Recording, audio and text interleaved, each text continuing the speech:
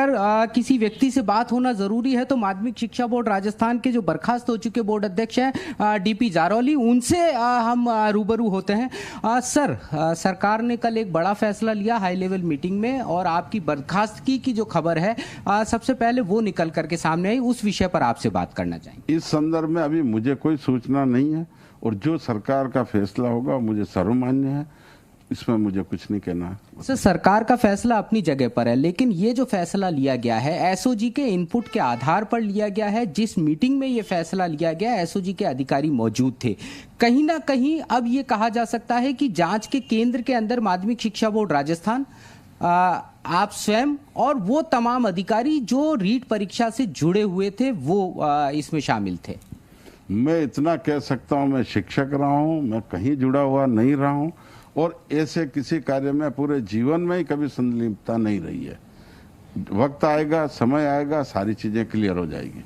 सारी चीजें क्लियर हो जाएंगी, लेकिन कुछ चीजें ऐसी हैं जिनकी जानकारी शायद केवल आपके पास में। सबसे महत्वपूर्ण जो आरोप लग रहे हैं लगातार कि जो लोग रिटायर्ड थे उन अधिकारियों को इस कार्य में लगाया गया, उसके साथ साथ प्राइवेट व्यक्ति को ये जिम्मेदारी दी गई। जयपुर जैसी महत्वपूर्ण जगह पर जहां शिक्षा संकुल है, वहां जिसके स्ट्रांग रूम से पेपर आउट हुआ, उस जगह की जिम्मेदारी एक प्राइवेट व्यक्ति को दिया जाना। नहीं, उस जगह की जिम्मेदारी हमने नहीं दी है। हमने हर जिले में जिला समन्वयक बनाए और बड़ा जिला होने से या 4 जिला सह समन्वयक भी बनाए, वो सारे गवर्नमेंट के थे और इन सभी की जिम्मेदारी रहती है और जिला परीक्षा संचालन समिति की रहती है।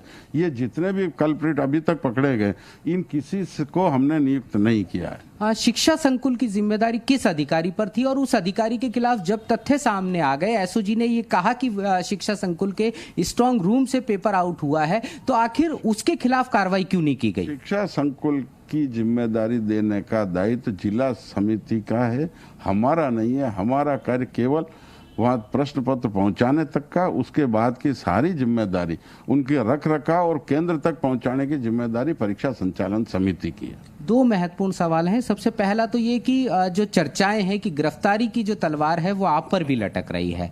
कुछ बड़े नामों का खुलासा केवल आपके माध्यम से हो सकता है, इसमें कितनी सच्चाई है? इसमें मुझे कुछ पता नहीं है।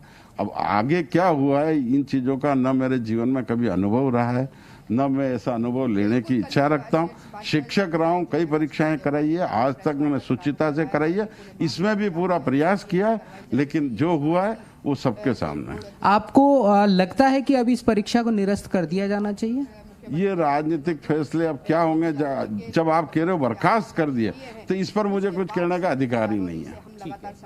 एक जो सवाल बाकी रह जाता है कि जितने लोग इस पूरे नेक्सस में इन्वॉल्व हैं, आपको लगता है एक राजनीतिक संरक्षण भी था इन तमाम लोगों के पास?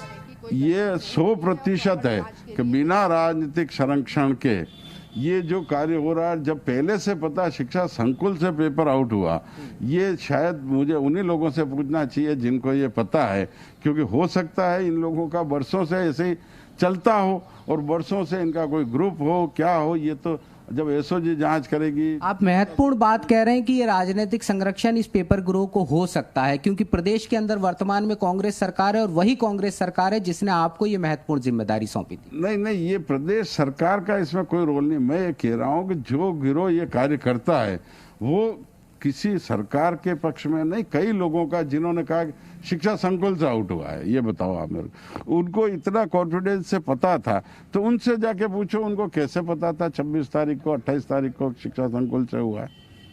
ये कह रहा हूँ मैं। तो देखिए, ये माध्यमिक शिक्षा बोर्ड राजस्थान के बर्खास्त अध्यक्ष डॉक्टर डीपी जारौली थे, जिनका साफ तौर पर कहना है कि कहीं ना कहीं जो ये पेपर लीक ग्रोह है ये राजनीतिक संरक्षण में काम कर रहा था। यह आरोप बेहद महत्वपूर्ण और बेहद गंभीर हो जाता है।